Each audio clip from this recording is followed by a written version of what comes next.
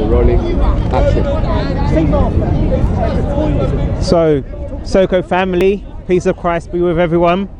So, today I'm going to be doing what will probably be my penultimate video on Adnan.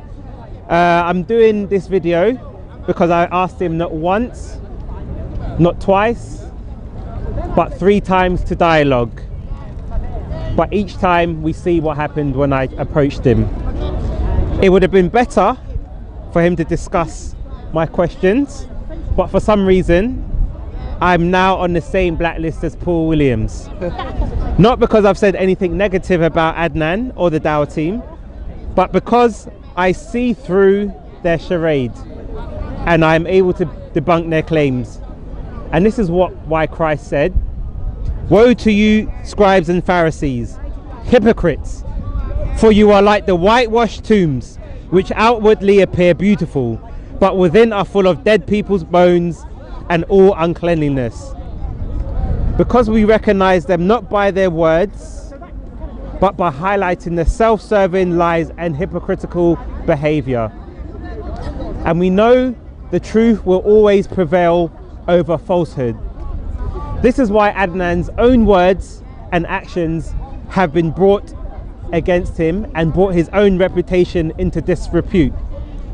And now he even goes to the extent of taking people away from our conversations. Isn't that embarrassing? So what I find strange is when Raj approached Adnan, he was quick to run and tell the police. Okay, Adnan Rashid, you did try and get me done for harassment. I spoke to Speezy Barnes and he said I'm fine. So what I want to say to you is that I did make a mistake the other day about Guru Tegh Bahadur, but you actually said Guru Tegh Bahadur is a murderer. And when we also saw how quickly Mansour was to run and to complain to the police. We need to all have a briefing with Steve and understand the bylaws that are in operation here before you come. So what's your point? What are you trying to say? My point is, if I've gone to a police officer because of people heckling and that's what Speaker's Corner is all about. Ways of heckling. Arrest my case. But yet, when there's an actual person who was a threat to the public in the park, an actual extremist, convicted terrorists, right here in Speaker's Corner, they never once ran to the police. So we have to ask ourselves, where are their priorities? And why are their priorities so misplaced? And we wonder why then people distrust their motives and have questioned why they turn a blind eye to what has been happening in the park. Muslim extremists coming in and they do not bat an eyelid. But then they have shown that they are more than capable to run to the police, but when it goes against things, when people are heckling them, but you know, the people want to see, why don't they approach the police when we have extremists in the park? So now they boycott me because I see through all their ways. But unlike Adnan and the Dawah team, I use facts with my argument, which we clearly see they don't like because it exposes their hypocrisy and their double standards. But as Jesus said in Matthew 12:37, "For by your words you shall be justified, and by your words you shall be condemned." And so Adnan and the others stand condemned not by me, but by their own words and their checkered past. Because I've always wondered, why is it Adnan, who is a self-proclaimed learned person, why does this person resort to lowball tactics of belittling his interlocutor by using ad hominems such as calling them Extremists like him. He's an extremist. Hate. He's a hate preacher. I don't like extremists. I don't like racist extremists like you. My claim is that you are racist. My claim is you're racist. Right. We're going to ask Miss Hopkins, why does she peddle so much hate against Muslims? Now what Islamophobes do, like him, because he is in league with Islamophobes. I have seen him on platforms with open Islam haters and Islamophobes, and I wouldn't even be surprised if he gets paid for it. When he rarely has evidence. So however, it's ironic that Adnan resorts to calling non-Muslims extremists and terrorists when Adnan is the only person in this park who has been seen defending a convicted terrorist? If you cannot respond, let me respond. This guy is an open supporter of Tony Robinson. What were you doing with Anjan Chowdhury? Abu, what were you doing with Anjan Chowdhury? An Islamophobe, and he's in prison right now as we speak for breaking the law. And what about Anjan Chowdhury, Abu? What about Anjan Chowdhury, Abu? It's like the kettle. What about Anjan Chowdhury, Abu? Have you noticed they only give generic condemnation of terrorists? And as Christ said, but all their works they do for to be seen of men. They make broad their phylacteries and enlarge the borders of their garments. So what Christ is saying here in his condemnation of the Pharisees is they used to do these things in public to appease the public, to portray an image, but then their words and their actions went against what they were saying. But yet, I'm yet to see Adnan or any of the Dawah team specifically call out any extremist Muslims by name. And by extremists, I don't just mean the ones who have been convicted, but the ones who are actively promoting extremist propaganda. And we see the Dawah team have defended Adnan rigorously. So I wonder if they will also excuse the behavior of the wannabe Birmingham thug who Adnan associates with. And this is a thug who threatened Saracen, one of the most respectable and civil Muslims in the park. Why are you being a puppet for Sheikh? Come on, man. Brother, don't call me a puppet on camera. Because you know what? I'm from Birmingham. I know. Please. No, let's not do that. Now, I've watched many of Adnan's videos and I've always wondered why he resorts to trying to defame people. Then I came across a video with a discussion he had with Kalam, where he said anyone who criticizes Islam, or anyone who attacks the Prophet's sanctity, I'm not saying it's you, but anyone, like for example, we can't like them. We can't like them. we can't like them. There's no love. There's no love, but there's no. So if there is no love, does that make them an enemy of Islam? So then this made sense of his behavior. I asked myself, for someone who is as learned as Adnan claimed to be, why does he embellish so much? And then I came across a statement by Ahmad ibn Naqib al-Mizri from the Shafi School of Islamic Jurisprudence. And in the Reliance of the Traveller, it says, speaking is a means to achieve objectives. If a praiseworthy aim is attainable through both telling the truth and lying, it is unlawful to accomplish through lying because there is no need for it. When it is possible to achieve such an aim by lying, but not by telling the truth, it is permissible to lie if attaining the goal is permissible. When the purpose of lying is to circumvent someone who is preventing one from doing something permissible, and obligatory to lie if the goal is obligatory. It is religiously precautionary in all cases to employ words that give misleading impressions. One should compare the bad consequences entailed by lying to those entailed by telling the truth. And if the consequences of telling the truth are more damaging, one is entitled to lie. So then this philosophy started to make sense when I put Adnan's words with his actions, and it put it into perspective. So a few weeks ago, Adnan spoke to Kay and he said, you don't spread hate by saying I am here to spread hate. How you spread hate is the way extremists, for example, the language they use. Okay, hate can be seen in the language. Okay, their words. When I heard that, I asked myself, if that is the case, then when it came to the New Zealand killer, did Adnan read his manifesto and intentionally lie to mislead people and deceive them, or did he not read the manifesto and falsely accuse the killer of being a Christian to incite hatred towards Christians? Because according to Adnan, that is how extremists spread hate. So in the video, he said, we're going to go to some hate preachers in the park and ask them whether they condemn what happened in Christchurch. do you condemn the Christchurch attack as a terrorist, as a Christian terrorist attack? It is not a Christian terrorist attack. The guy was a Christian. No, sir. He was a Christian. No, He was a crusader. He was a crusader. You are lying. He was a crusader. Here is his manifesto. And what does it say? He is not a Christian, Adnan. Wait, does he say that? Does he say that? Yes, Does he say that? Wait. Okay. So read. Please read it. You never read it. Why are Can you read it? lying? Can you read it? Why are you practicing hate towards Christians? Here is Can you read it?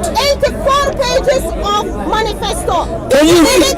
Did you read it, Adnan? When you finished. Adnan, did you read it? When you finished. Adnan, did you read it? When you finished. Adnan, did you read it? Can you read where he said I'm not a Christian? Now, this is not the rhetoric of someone who is looking objectively into the subject.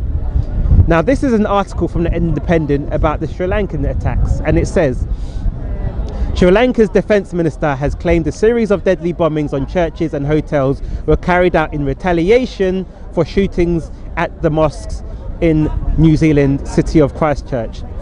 Ruwan Wijewardene said 2 small domestic Islamic terrorist groups were believed to have carried out the Easter Sunday attacks, which killed at least 321 people and wounded 500 others. So clearly, the retaliatory attacks against the Christians were in response for something that was committed by an ethno-nationalist and not a Christian. But Adnan didn't seem to have any issue or problem with trying to portray the New Zealand attacker as a Christian in order to create animosity towards Christians. This is the same Adnan who said How you spread hate is the way extremists, for example, the language they use. So the question is, why did Adnan intentionally mislead people? In the New Zealand attackers manifesto, what he actually put was under the question, were you or are you a Christian? His response was, this is complicated. When I know, I will tell you. But Christ says, whoever denies me before men, I will also deny before my Father in heaven.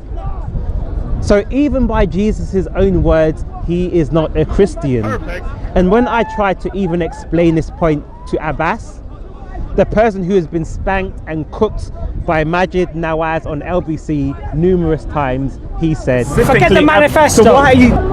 If anyone missed what he said, let's listen again. In his manifesto, he put specifically... Forget the manifesto. So why are you... Now, does this strike you as someone whose response is of a sincere person? Does this sound like the response of someone who stands for truth? Or does this sound like a wolf in sheep's clothing? Because if he was a genuine person, he would have said, yes, the attacker was not a Christian and he did not claim to be a Christian. But then he would have said, in honesty, that Adnan's words were wrong for trying to implicate this person as being a Christian or imply he was a Christian. But neither of them cared for the truth. But yet we see Abbas even rejected the testimony of the attacker because it goes against his own agenda. And this is the subterfuge of the people that we are dealing with. And this is why they don't want to talk to me, because every time they talk to me, they get themselves busted. So what was the real reason behind the New Zealand attack? When he addresses it, he says, I was traveling as a tourist in Western Europe at the time, France, Spain, Portugal and others. The first event that began the change was a terror attack in Stockholm on the 7th of April 2017. It was another terror attack in the seemingly never-ending attacks that have been occurring on a regular basis throughout my adult life. But for some reason this was different. The jaded cynicism with which I had greeted previous attacks didn't eventuate. Something had been part of my life for as long as I can remember. Cynicism in the face of the attacks on the West by Islamic invaders was suddenly no longer there. I could no longer bring the sneer to my face. I could no longer turn my back to the violence. Something this time was different. The difference was Ebba Ackerland, the young, innocent and dead Ebba. Ebba was walking to meet her mother after school when she was murdered by an Islamic attacker driving a stolen vehicle through the shopping promenade on which she was walking. Ebba was partially deaf, unable to hear the attacker coming. Ebba's death at the hands of the invaders, the indignity of her violent demise, and my inability to stop it broke through my own jaded cynicism like a sledgehammer. I could no longer ignore the attacks. They were attacks on my people, attacks on my culture, attacks on my faith, and attacks on my soul. They would not be ignored. So this is the reason behind his incentivization to perpetuate the shootings of the mosque. But where did we hear Adnan or the Islamic Dawah team touch upon these subjects? And this is why we say, instead of creating false narratives about the attacker's motives, how about the Dawah team address the actual motivations for his actions? Islamic terrorism. Perfect. Calling out people like Abu Qasim, who was putting out terrorist materials on a website, inciting others to perpetuate terrorist attacks, who was convicted to 4.5 years in prison. But yet we heard nothing, even though they were made aware of his actions. But even if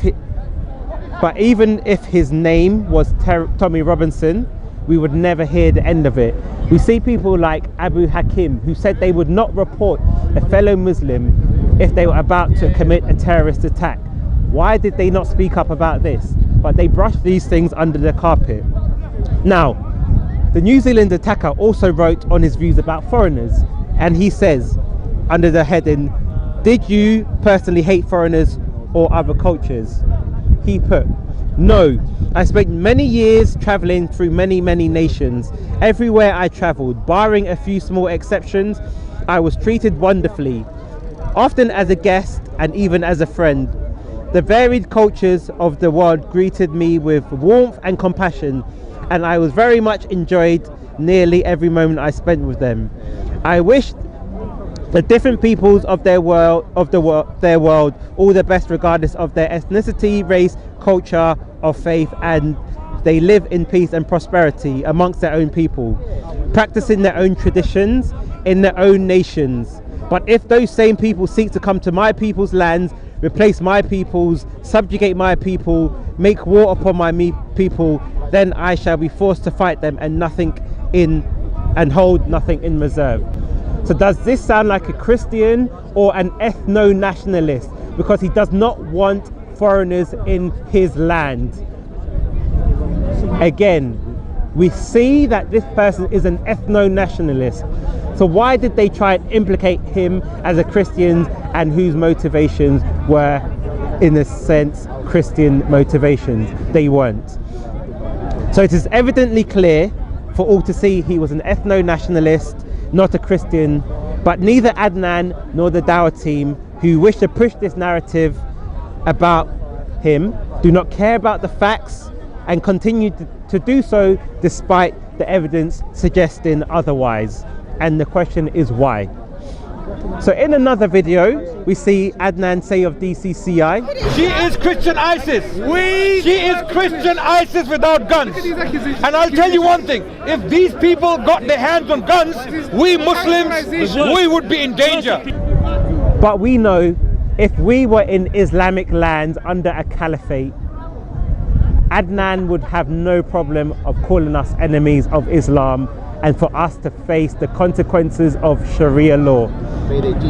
So I ask everyone to consider the language Adnan uses, words filled with venomous intent. By his own words, does this sound like Adnan is trying to spread love or hate? Is he an extremist according to his own words? Now, when I approached him for the third time, he said, Don't you feel ashamed begging me for having a conversation with you? Don't you feel ashamed? Like you were doing to Katie Hopkins. Like you were doing to Katie Hopkins. You're begging me. Katie Hopkins. You're begging me for hate. When the police had to stop you because you were following a woman right now. So who's actually paying you for peddling hate against Muslims? Can I know? We want to know. We're interested because you lie about Muslims a lot. You lie about our demographics. You lie about what we do socially. You lie about Muslims at large, and you have caused a lot of attacks against Muslim women.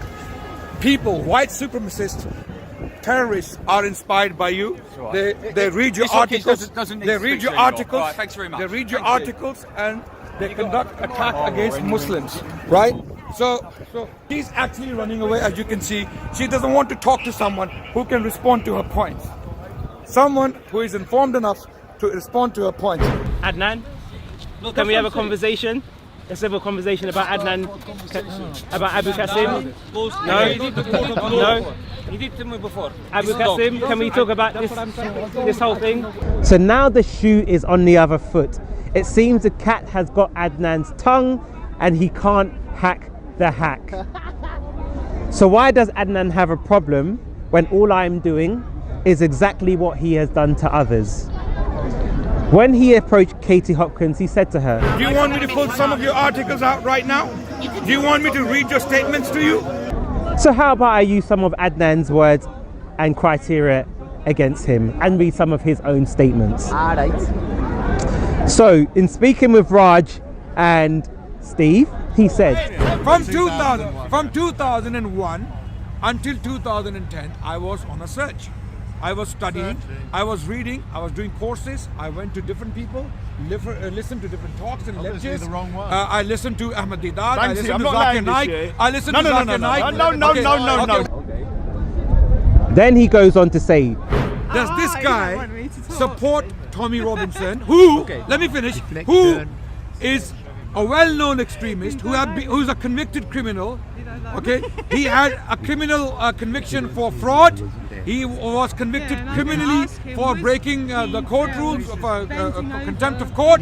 Okay, he directly inspired Osborne, who mowed down Muslims, innocent Muslims in Finsbury Park.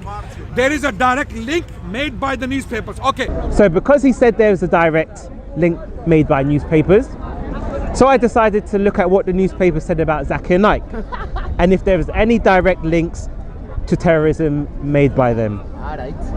So in the Washington Post in 2016, it says, New Delhi, one of the terrorists in the deadly Dhaka restaurant attacks last week had posted a Facebook message quoting the sayings of the controversial Mumbai-based Islamic preacher Zakir Naik, urging all Muslims to be terrorists. Then it goes on to say one of his most controversial remarks on TV was about Osama bin Laden. He said, if he is fighting the enemies of Islam, I am for him. I don't know him personally. If he's terrorizing America, the biggest terrorist, I am with him. Every Muslim should be a terrorist. The thing is that if he is terrorizing the terrorist, he is following Islam. So does Adnan agree with these statements? In the Hindu, it says, members of an IS-inspired terror group who were arrested in January for allegedly planning a mass killing at a temple were inspired by speeches of Islamic preacher Zakir Naik, according to a charge sheet filed by the anti-terrorism squad. So now we see high-level government officials labeling him as an extremist. Then we see another article. Spread the lie. Here we go. The lie. Spread the lies. That's a lie. That's a lie. There's no taqiyya here. We are not. No, so why are you engaging in taqiyya? No, I'm not Shi'is. I am Sunnis. You know? You say that's Shi'is. For Shia. Sunni. Thank you for your Right, cool. Okay, cool. Yeah. I want to listen to the lie. I'm going to put you on camera if you if you interrupt. Okay. If you interrupt, we'll put your camera. Yeah, fair. I want to be fair. So it says, speaking of Zakir Naik, Indian preacher Zakir Naik is banned from the UK. So the article says an Indian Muslim preacher has been banned from entering the UK for his unacceptable behaviour, the Home Secretary says. Now, the Home Secretary can stop people entering the UK if she believes there is a threat to national security, public order or the safety of citizens. That includes banning people if she believes their views glorify terrorism, promote violence or encourage other serious crimes. So he was even banned in his country by Theresa May for being seen as an extremist or as someone who promotes terrorist or glorifies terrorism. And we have another article. It says Islamic preacher Zakir Naik banned from giving public speeches in Malaysia. Now the context of this is from when he left India, he went into Malaysia for to stay for asylum or whatever you want to call it. So that's where he's based now. But even within Malaysia, he has been banned from public speaking. It says Malaysian police said that this has been done in the interest of national security. Zakir Naik was quizzed for 10 hours by the police just a day before the fresh development. So we see the media have identified him as directly inspiring terrorists. So by Adnan's own criteria, does that make him a terrorist supporter? And now we look and see a Facebook quote from Adnan in March 2015. It says, "If Zakir is an extremist, then who is normal? How many people has he killed? How many rapes is he responsible for? How many countries has he raided and plundered? All this man has done is spread peace and coexistence. The media and political establishment have a problem with Islam and those who preach it. They will cherry pick from a myriad of statements and will do their best to alienate Muslims further. The media has the audacity to pick on peaceful Muslims while ignoring the biggest mass murderers, plunderers and rapists on the planet. We are living in extreme times." So my question is, how does Adnan feel about openly supporting someone the media has identified as someone who directly influences extremists and terrorists? Adnan also accused Soko of supporting terrorism when he said, Martin Sellner was a man who inspired the New Zealand attack directly. Who says so? Not me, not Adnan Rashid. This is not my view. Why? Because the New Zealand attacker quoted Sellner, right? And Sellner was arrested by the Austrian government for doing that, for inspiring terrorism against Muslims. This channel, when posted a video on Sellner's speech, or Tommy Robinson when he came to do Sellner's speech here in the park, this channel described him as a journalist, and no corrections made, even though he was arrested as a terrorist by, or accused terrorist, or someone who inspired terrorism against the Muslim people. And this channel refuses to change that. This channel actually spreads hate and terrorism against Muslims. But in another article on Zakir Naik, it says, why is Zakir Naik a wanted man? Zakir Naik fled India in the wake of the Dhaka cafe blast in 2016. He is accused of spreading hatred, funding terror and money laundering. He is now facing troubles in Malaysia, which has given him permanent residency. So here is a man who inspired terrorism and fled the country when it came out, when the information came to light. So if he was innocent, why did Zakir Naik run? Will Adnan publicly denounce Zakir Naik? This is why when you live in a glass house, you should not throw stones. And we also see Hezbollah Tahrir, which is an organization which calls for a global caliphate. And we see here in an image, Abu Qasim was at their rally. Now in another Facebook quote from Adnan, he says, and in 2013, if one claims to be a Muslim and does not want Islam as their governing system in his or her country, then this person does not know what Islam is. This person doesn't even know what a Muslim is. A Muslim's life belongs to Allah completely. Whether a Muslim is in bed or sitting on a throne, may Allah guide some of these people with Muslim names who appear to be opposing Islam. They are either very ignorant or a bunch of hypocrites pretending to be Muslims. How can one believe in justice and not want it? And then in the next Facebook post he says, any Muslim who rejects Sharia law apostatizes from Islam. A Muslim has no choice but to accept Sharia and submit to it. So the question is, if you do not accept Sharia you're an apostate. And we all know what happens to apostates. And Adnan is publicly putting this on his Facebook page. So in another post, we see Adnan, actually from the beginning, it says, "This is how Obama paid tribute to Nelson Mandela's unjust imprisonment at Robben Island. On behalf of our family, we are deeply humbled to stand where men of such courage face down injustices and refuse to yield. The world is grateful for the heroes of Robben Island, who remind us that no shackles or cells can match the strength of the human spirit. This is the same man who upholds one of the biggest injustices in the world, Guantanamo Bay, where human spirit resists the shackles of injustice to this day. Afia Siddiqui still refuses to yield to oppression, and some Palestinians continue to suffer to cruelty, far worse than what Mandela has experienced."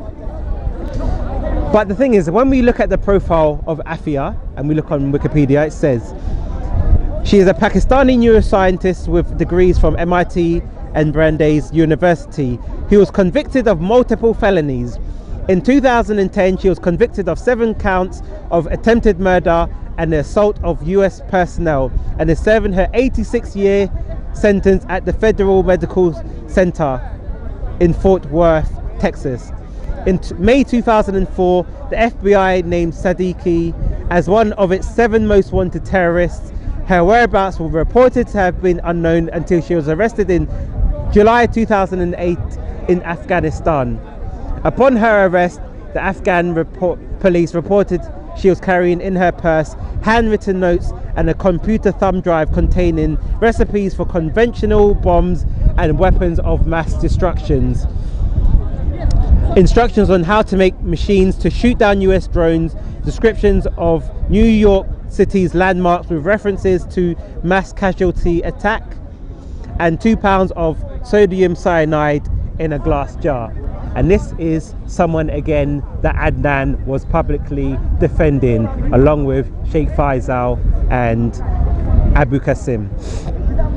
And these comments were all written after Adnan's self-proclaimed Islamic journey from 2001 to 2010.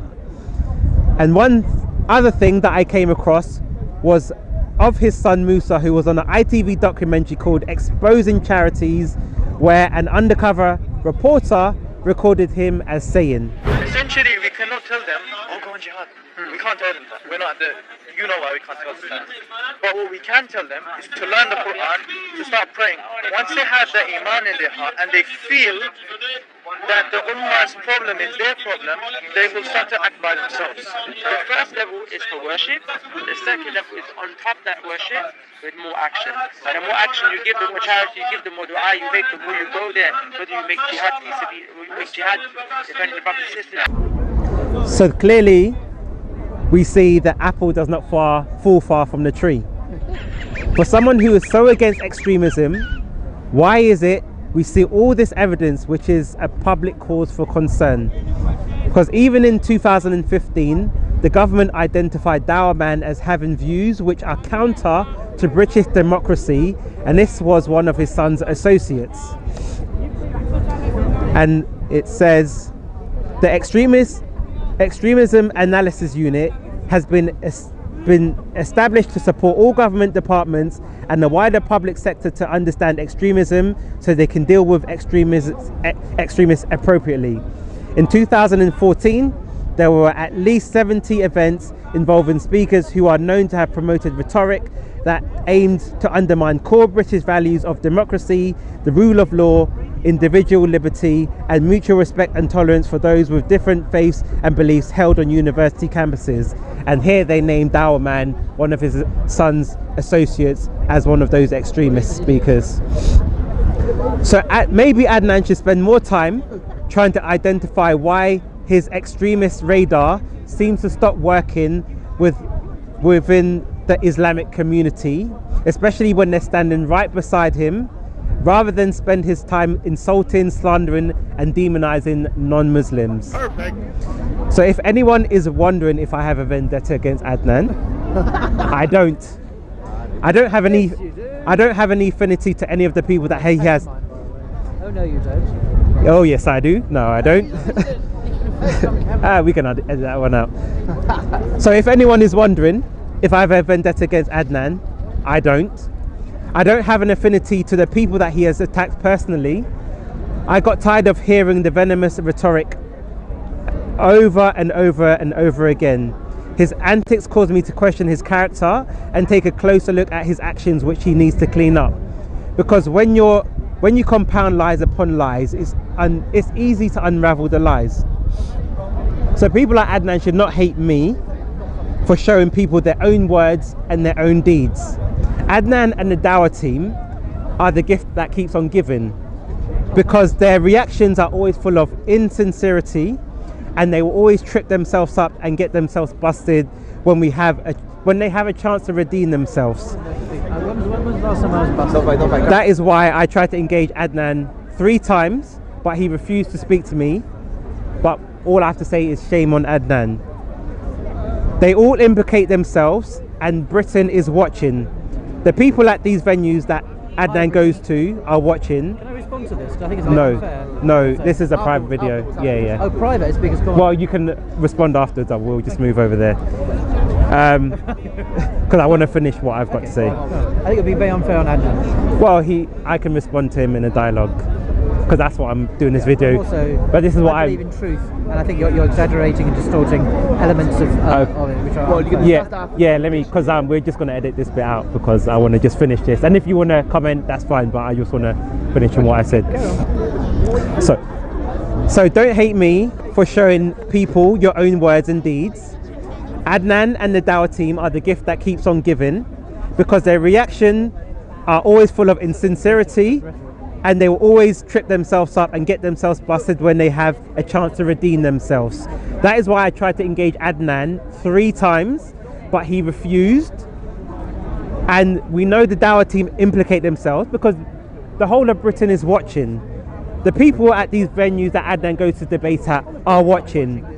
Everything they say and do will be scrutinized.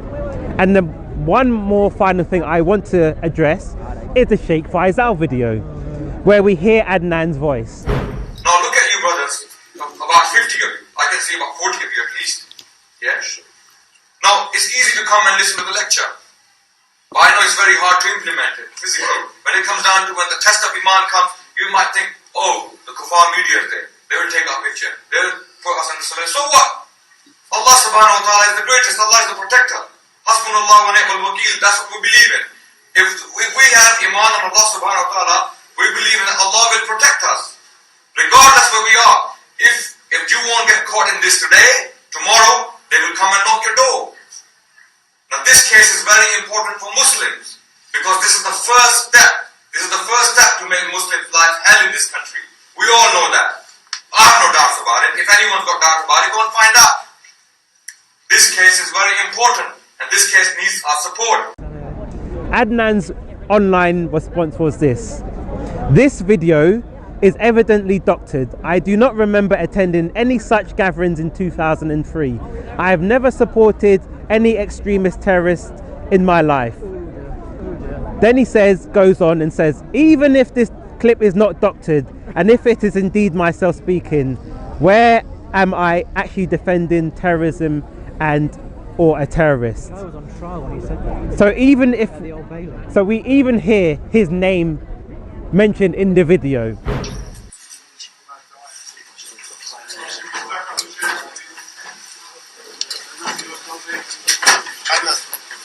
And I have seen the original upload, which is still on YouTube, and it was uploaded in 2010. But Adnan said he was on a journey until 2010. So it seems strange that someone would doctor a video of him at that point in time when he wasn't a prominent Islamic speaker, a voice in the Islamic community. He was on a journey. So he was up on the platform with this guy. The problem is with lies is that once you spin a web of lies, you will eventually get caught in them. This is true. So the predicament then becomes, do you double down on your lie, or do you own up to it and admit the truth? This is the dilemma Adnan will have to ask himself. They say it's better to own a situation than let the situation own you. And a YouTuber commenter masterfully conveyed what everyone was thinking when he wrote that. and he says, Adnan, you were at Speaker's Corner this weekend lying again. Why can't you be the bigger man, admit to the mistakes of your past and move on? Do you think you are infallible and someone who cannot make mistakes? I once had respect for you. Now I realize you are simply an insincere liar who is an embarrassment to the British Pakistani community. I don't know why any practicing Muslim would follow or want to learn from someone who lies so blatantly. So whether Adnan admits it or not, the confirmation will come out, because there are many Muslims whose faces we can see on that video. And once we get one of them to confirm that Adnan was the one on camera, it'll be game, set and match. So if Adnan was... I don't know any Muslim who, and I spoke to many privately, every single Muslim I've ever spoken to, 100% of them state that it is Adnan spoken to that denies it. The only one who does deny it is Adnan Rashid. Well, of course it's him. Of course it's him.